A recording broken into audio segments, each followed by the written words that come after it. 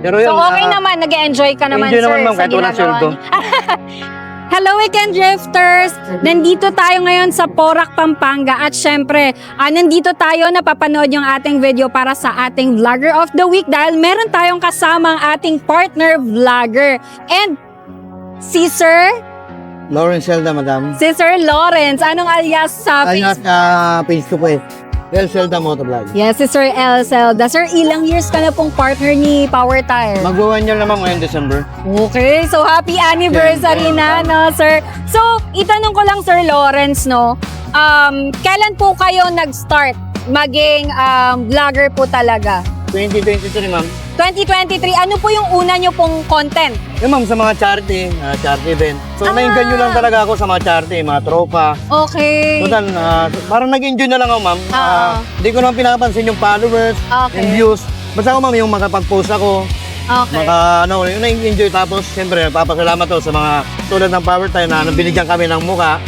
At siyempre, yun, hindi ko makakalimutan yung araw na yun, ma'am, na sa layo namin, Pampanga to Cavite.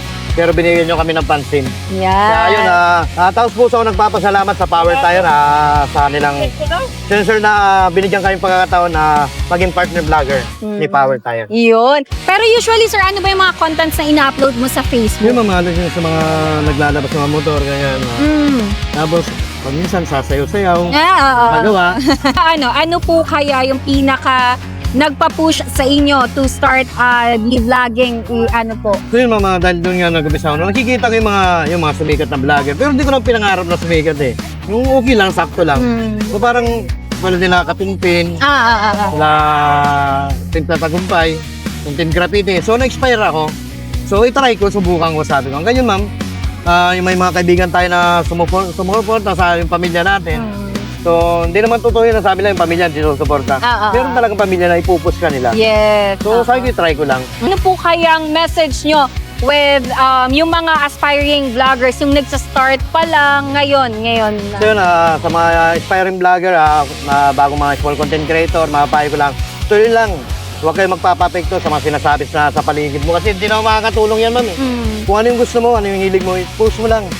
Number 1, tiwala lang sa sarili. Yes, at sa taas. tama. Tiwala sa sarili talaga. Yun lang sa mga idol natin dyan, no? Try nyo lang ng try. Huwag kayo mainip. Hindi naman kailangan natin, nag-enjoy lang tayo. So, sir, salamat po, no. Naniniwala din talaga ako sa sinasabi niyong magtiwala ka lang sa sarili mo para magawa mo talaga yung mga bagay na gusto mo. Tama po yun. Agree ako sa inyo. Yun, mama, payo ko rin sa mga sumisikat na vlogger.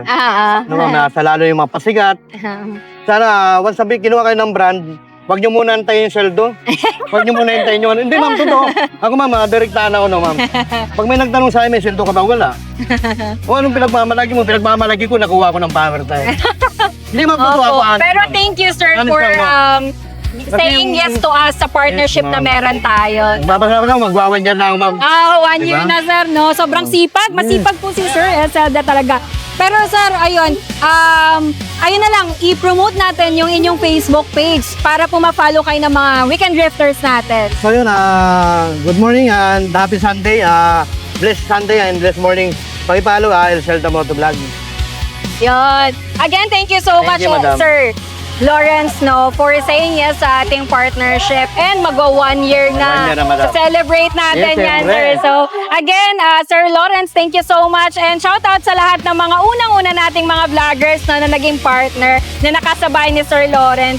And para sa mga aspiring vloggers, magtiwala lang kayo sa inyong sarili kagaya nga na sinasabi ni Sir Lawrence. And maraming salamat sa panonood ng ating Vlogger of the Week.